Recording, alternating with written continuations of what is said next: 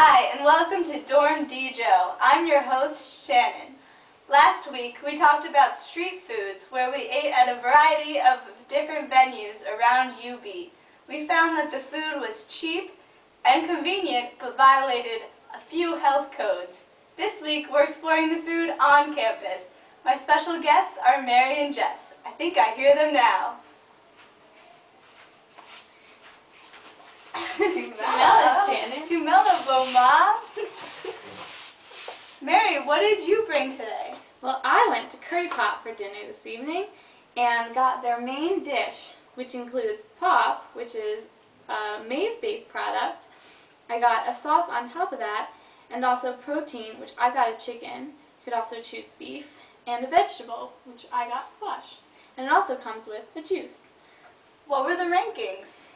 Well, it takes about 15 minutes to walk there and get your food. It costs $16.80 pula, which is about $3 US. Good deal. And I would overall give it a 3 out of 5 fat cakes. Oh, wow, okay. Jess? Well, sometimes, like Mary said, there isn't a lot of variety, so I like to go to the student center, and I like to go to the grocery store, which is called Shoppers. And so today, what I decided to make was my own mac and cheese. And so Shoppers has a lot of variety of foods, like fruits and vegetables and canned goods and things like that. And so what I did was just get some pasta, cheese, and milk, and then I used my water boiler to cook the pasta, and this is what I got. Oh, what are the rankings on Shoppers? Well, I would have to say convenience-wise, it's a little on the downside because, you know, you have to cook your own food and it is a little further from Curry Pot. But cost on Shoppers is pretty cheap, so you can buy whatever you want and it won't burn a hole in your wallet. So overall, I would have to give Shoppers a 4 out of 5 fat cakes. Oh, wow, okay. For my meal, I went to another place inside the student center called Food Town. At Food Town, you can get fat cakes, you can get pizza, but most of all, you can get papata. I like mine with egg and cheese. The waiting time to get a papata is unfortunately pretty long. Mine took me 25 minutes.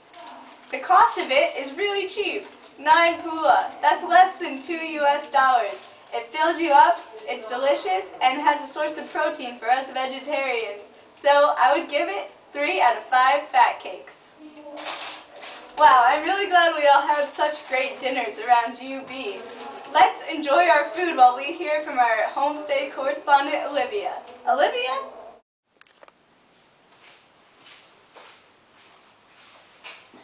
Thanks, Shannon.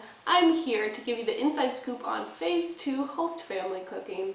Tonight we have a very traditional Setswana meal. You would expect to see this in pretty much every household in Haverone. We have moroho, which is a spinach dish, bohobe, which is a sorghum porridge, and bohobe is very versatile in a Botswana diet. They eat it for lunch, breakfast, and dinner, so expect to see bohobe. There's also some dinawa, which are beans, very popular alternative protein to the usual beef. And we have carrots. My host mom, Mama V, is very large on vegetables, so we have a lot of beets, carrots, yams, sweet potatoes, moroho, always moroho. She's also gluten and lactose intolerant, so we eat a lot of brown rice and a lot of vegetables and not a lot of meat and not a lot of dairy, so it actually fits pretty well for my vegetarian diet.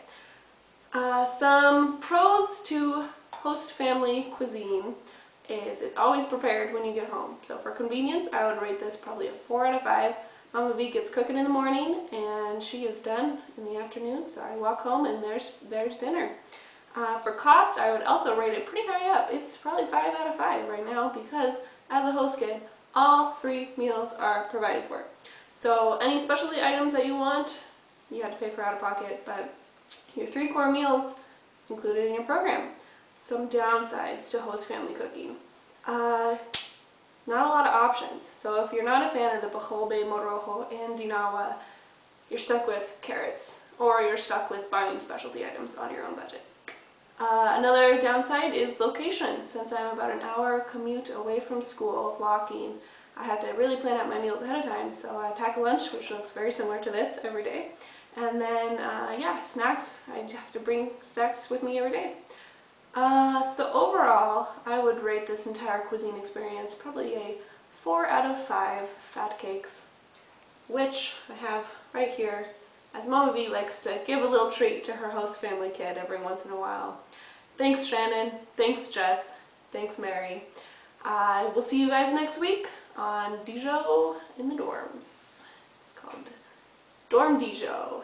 That's what it's called. Thank you.